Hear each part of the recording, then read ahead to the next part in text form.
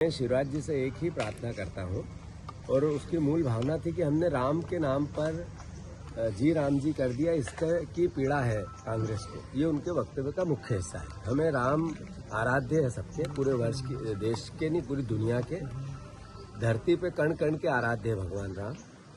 हमारे देश में 50% लोगों के नाम राम के नाम से चालू होते हैं या राम के नाम से समाप्त होते हैं। शिवराज जी, भ्रमित मत करो आप लोगों को। आपको बताना पड़ेगा कि आपने योजना का प्रारूप है, उसमें 40% पैसा राज्य शासन के सुपुर्द कर दिया है। कितनी भी आप बातें करो, पर क्या मध्य प्रदेश शासन की या सरकार की या उसकी अर्थव्यवस्था परमिट करती है 40% मनरेगा में अपना पैसा देना? जो सरकार रोज 200 करोड़ रुपए कर्ज लेती है, जो आपने चलन चालू किया, जिस सरकार का आज जब मैं आपसे बात कर रहा हूँ 5,000 करोड़ रुपए का कर्ज लेगी आज सरकार। अभी जिस दिन साल समाप्त हुआ उस दिन 3,500 करोड़ का कर्ज लिया, पूरे साल में 1 लाख करोड़ का कर्ज लिया।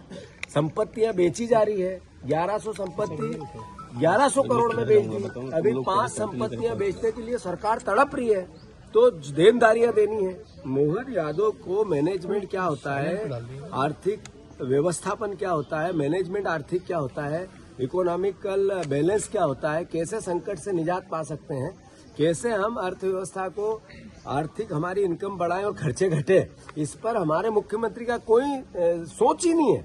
काम करना तो बहुत दूर की बात। तो ऐसे में कैसे वो 40% देंगे? तो बाकी आपका पूरा वक्तव्य जीरो, झूठ, पाखंड, लोगों को गुमराह करना। शिवराज जी, मैं आपको चुनौती देता हूँ, मैं आपके पास आना चाहता हूँ, मनरेगा को लेकर आपसे बात करना चाहता हूँ। नाम जी राम जी के जगह भगवान राम के और 2 बार नाम ले लें उसमें, इस पे कोई आपत्ति नहीं है, पर योजना का कत्ल कर दिया आपने। मैं आपको स्पष्ट तौर पे बता दूंगा बैठ के। आप राहुल गांधी और कांग्रेस पार्टी को कहते हैं कि गुमराह कर रहे हैं पूरे देश को, आप गुमराह कर रहे हो। शिवराज सिंह चौहान, बीजेपी और नरेंद्र मोदी गुमराह कर रहे हैं। आप बताओ, 5 करोड़ जॉब कार्ड थे, मध्य प्रदेश के हिस्से कितने आने थे और कितने बच गए हैं?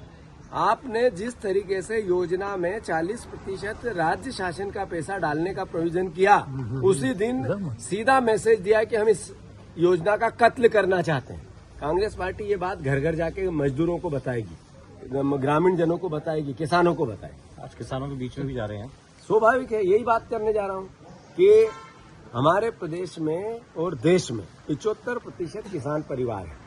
तो किसान परिवार का जब तक रक्षा नहीं होगी, खेती की रक्षा नहीं होगी, कृषि की रक्षा नहीं होगी, देश समृद्ध नहीं होता, विश्वगुरु नहीं हो सकता। देश को विश्वगुरु बनाना है तो खेती और किसानी की रक्षा करनी पड़ेगी, और वो रक्षा में सरकार का योगदान बनता है।